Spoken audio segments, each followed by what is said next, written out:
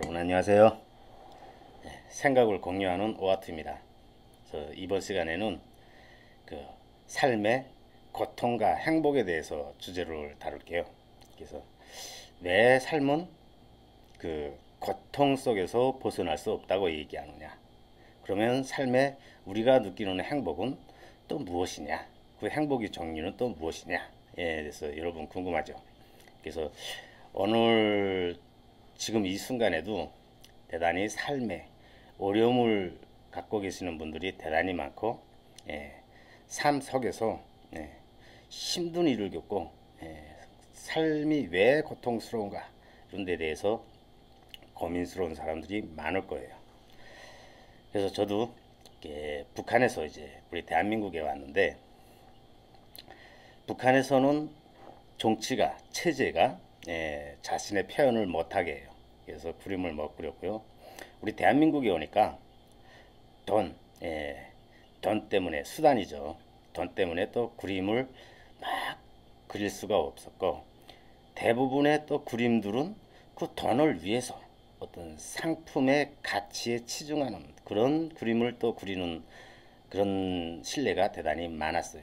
그래서 삶은 왜 이렇게 고통스러우냐, 왜 이렇게 힘드냐에 대해서 고민을 많이 했는데, 그것을 알고자 해서 궁금증이 들었어요.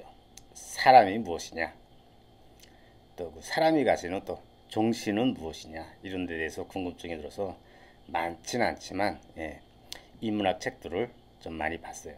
그래서 니체의 어떤 판단력 이성 비판이나 자크라캉의 또 욕망 이론이나 또 논리학에서 그 논리학에 대가죠, 실존주의 논리학, 또뭐그 비트겐슈타인이나 하면 또 그걸 다 부정하는 또 이렇게 실존주의, 여기 또 사르트르나, 이런 책들을 좀 많이 봤는데, 각각의 철학자들이 사실 자기의 주의 주장이 달랐어요. 그래서 철학도 인문학도 사실 완벽한 진리는 아니다. 다만 그 철학자, 과학자, 정신분석학자, 이렇게 그들 개개인이 자기의 프레임이 있는 거예요.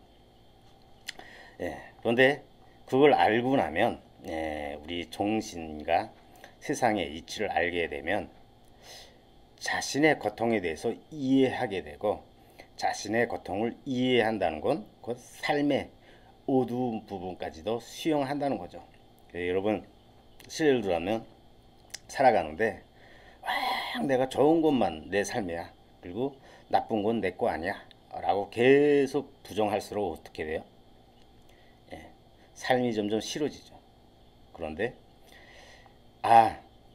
세상의 이치가 이렇기 때문에 그 고통도 또 기쁨도 다 나의 한 부분이로구나 라고 수용을 하면 삶이 그렇게 힘들어지질 않아요.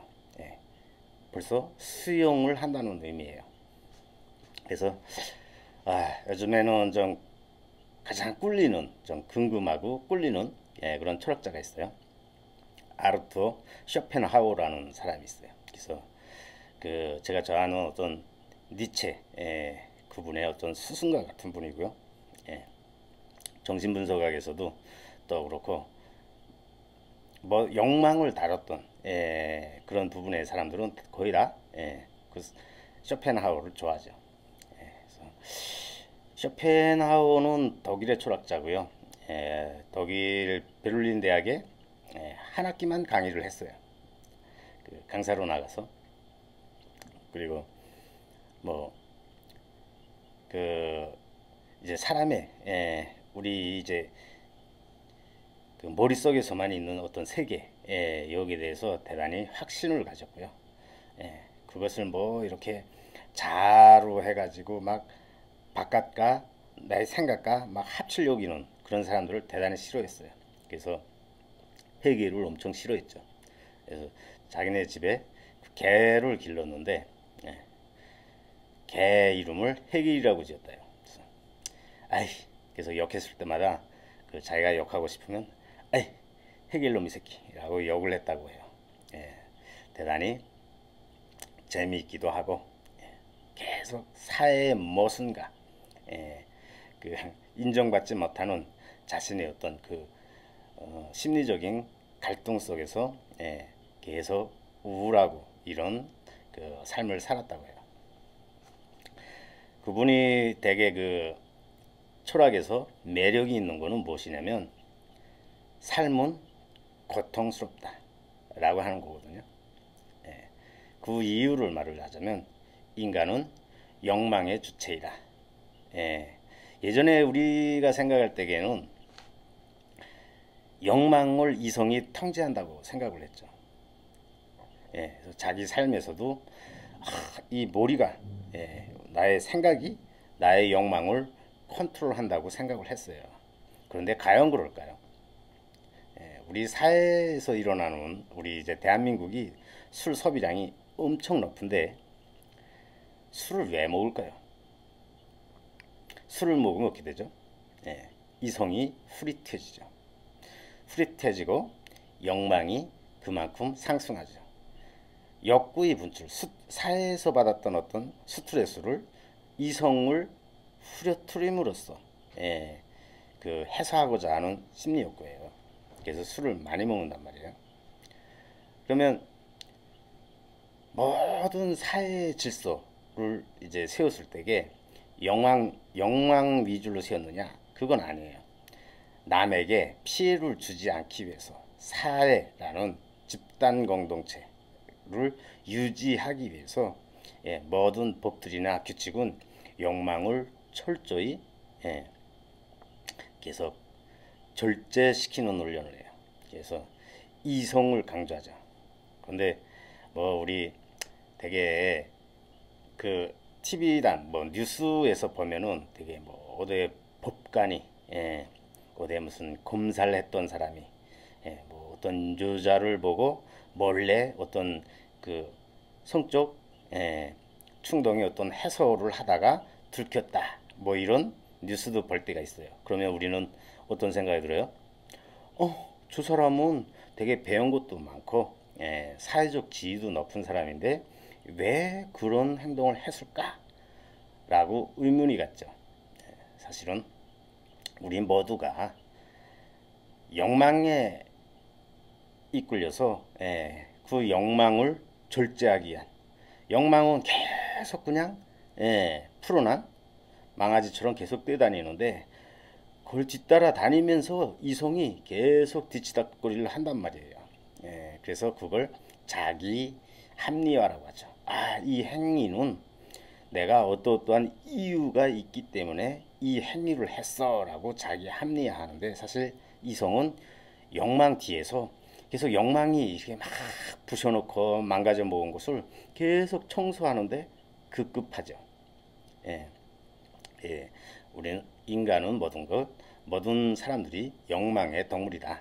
생활 환경에 따라서 욕망의 수준이 다르고 거기에 대한 어떤 시점이 다를 뿐이다 라는 것만 말씀드립니다. 그래서 쇼펜하우어가 왜 인간은 고통스러울 수밖에 없는가, 삶은 왜 고통스러울 수밖에 없는가에 대해서 말했는데 삶은 결핍과 곤태 이 두 가지로 계속 역순환을 한다고 해요. 그 무슨 소리냐면 계속 살면서 뭐가 계속 충족이 돼야 돼요. 그래서 그 어떤 희망이나 꿈이나 이런 걸 이제 얘기를 하고 그걸 충족시키기 위해서 열심히 노력을 해서 그 꿈을 탁 잡았어요. 그러면 아주 작은 조금의 성취감으로 해서 즐거움, 행복 이런 쾌를 맛볼 수는 있어요. 그런데 그게 얼마 갈까요? 곧 이어 따라오는 게 뭐냐면 곤태예요. 사실 그렇게 꿈처럼 바랬던 그게 되니까 사실 다 이루고 보니까 별게 없었다. 뭐하지? 이래서 곤태가 온단 말이야. 곤태는 또 무엇을 불러올까요? 또 다른 욕망, 더 높은 욕망을 이끌어주죠. 그래서 인간은 항상 채울 수 없는 그 빈 공간을 부여잡고 계속 채우기 위해서 계속 삶의 어떤 신음소리를 내게 돼요. 그래서 그 사랑이란 무엇이냐에 대해서 자기 어떤 연애 스토리와 철학적인 시선으로 책을 쓴 게 있어요. 알랭드 버통의 나는 왜 너를 사랑하느냐 이런 책도 있는데, 사랑을 어떻게 표현했냐면, 예, 질식과 외로움 사이를 오고 가는 감정이 사랑이다 라고 얘기를 했어요.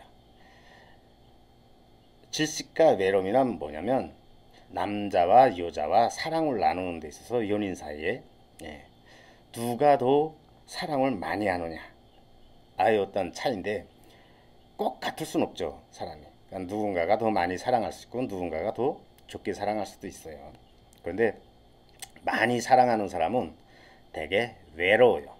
예. 그 사랑은 이기적인 어떤, 예, 보상 심리가 있기 때문에, 나는 이만큼 해줬는데 저 사람은 이만큼을 나한테 좀 해주면 안 될까? 라는 생각 때문에 계속 외롭죠. 그런데 반대 입장에서는 어떨까요?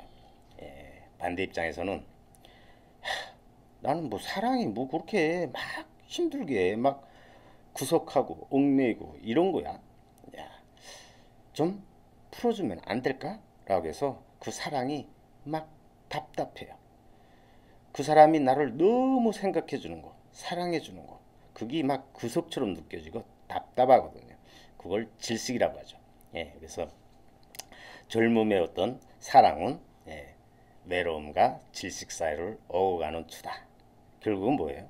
예, 잠깐의 육체적 해를 느끼는 어떤 잠깐의 희열은 있어도 인간은 늘 결핍과 외로움 사이, 또는 결핍과, 예, 권태 사이, 예, 뭐 이렇게 오고 간단 말이에요. 그래서 그 쇼펜하우어가 뭐라고 했냐면, 이 세상은 신이 만들 수 있는 가장 최악의 세계다라고 얘기를 했어요. 신이 정말 아름다움, 이쁜 걸 추구했다면 인간한테 그렇게 계속 결핍을 주진 않을 거다라는 얘기죠. 예, 삶이 계속 고통스럽게 하진 않을 거란 말이에요. 예, 그런데 우리는 늘, 예, 그 고통 속에서 빠져나오려고, 예, 사회적 기준, 가치들을, 예, 이제 제정하고 그 가치 안에서 소비를 하죠. 예, 그래서 제 미국의 어느 한 그 시카고 대학인지 거기서 이제 소비란 무엇이냐, 자본주의란 무엇이냐 이런 이제 연구를 했는데, 예, 한 6년 동안 이제 다큐도 찍고 연구를 했는데, 소비는, 예, 감정이다. 예, 그런 말을 했어요. 뭐냐면 소비 심리는 나의 무엇을 채우기 위해서, 인간은 자신의 무엇을 채우기 위해서 계속 소비를 한다는 거예요. 예.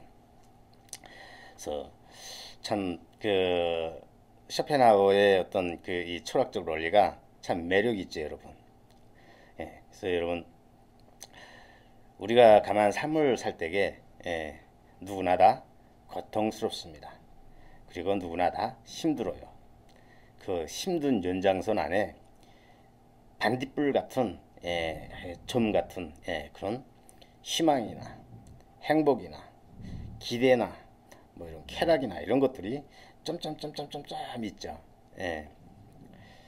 그런데 요즘 우리 그 자본주의 세계에서 21세기에 들어와 가지고 행복이 대량 생산이 되고 행복이 막 대량 상품으로 유통이 돼요. 그래서 어느 정도 수위냐면, 예, 긍정적 뭐 삶의 바라보기 뭐 이런 얘기를 하면서 삶의 어두운 부분을 거의 말하고 싶어도 할 수 없는 상황까지 만들어놔요. 예, 그러면 왜냐하면 사람은 누구나 다 존재 욕구가 있기 때문에, 예, 제가 좀 어두운 얘기를 하면 다른 사람들은 뭐예요? 예, 피해요. 그리고 그것이 옳지 않다고 부정을 하죠. 그럼 왜 그럴까요? 본인 스스로도 자기의 어두운 면을 보고 싶지 않아서예요, 사실. 그래서 누군가가 슬프다, 힘들다라고 얘기하면 그걸 보려고 하지 않죠. 그 대신에 뭐예요? 다 같이 야 슬퍼도 기쁜 척 해야 되고 슬퍼도 막 즐거운 척 해야 돼 라는 이제 심리적 압박감이 어떤 사회적 큰 문화의 이제 그 프레임이 됐단 말이에요. 여러분 근데 그게 어울까요, 과연? 각자의 생각에 따라서 좀 다르겠지만 저는 좀 아닌 것 같아요. 왜 그러냐면 모든 건 다 균형이죠. 우리가 이제 낮만 막 많이 길고 밤이 짧으면 어떻게 돼요? 수면이 부족하죠. 근데 밤이 길고 낮이 짧으면 어떻게 돼요? 활동할 수 있는 어떤 그 시간이 대단히 부족해져요. 밤과 낮이 균형을 맞출 때 쉬기도 하고 일도 하고 활동도 하고 하면서 이제 균형을 맞춰간단 말이에요. 마찬가지로 삶의 그 어떤 고통과 그다음에 행복, 이 두 가지가 균형이 맞춰야 되겠죠. 그래서 이런 안목을 가지려면 이런 행복, 기쁨 뭐 이런 거 치우치지 않고 시류에 꿀려가지 않고 자신만의 행복을 찾으려면 어떻게 해야 될까요? 여러분들이 잘 아는 적당한 알코올, 가끔씩이요, 이성을 살짝 좀 욕망을 막 단단히 이렇게 통제하고 압박하는 어떤 이성을 살짝 좀 풀어놓는 게 우리 여러분들이 대부분 잘 아는 그런 그 여서죠. 근데 사실 저도 요즘에 음악을 많이 듣어요. 그래서 작업을 하면서 혼자 있는 시간이 오래다니까 음악을 많이 듣는데 가사가 있는 음악보다는 가사가 없는 음악을 좀 많이 듣고요. 그 음률에 빠져가지고요. 그래서 음악은 사실 그 우리 내면의 어떤 감정의 그 음률에 따라서 평안함도 주고 세차게 흔드는 그런 격동도 주고 그런데 사실 대가를 바라진 않아요. 이렇게 순수하죠. 그래서 음악도 하고요. 또 그림을 보는데 사실 그림은 뭐 전체죠. 현상하게 너무 이제 돈 때문에 이제 작가들이 힘들다 나니까 그리고 이제 세상에 멋진 그림은 많은 금액을 받고 팔아. 그 돈의 가치가 많은 그런 작품들이 명하다라는 어떤 인식이 바뀌면서 그림이 되게 돈에 끌려가는 그런 상황들이 있는데 사실 그런 그림들 말고요. 다른 그림들도 대단히 많아요. 그래서 나는 나의 고통을 어떻게 받아들일 것인가 하는 것은 고통에 대한 이해가 있어야 받아들일 수 있고 고통에 대한 이해는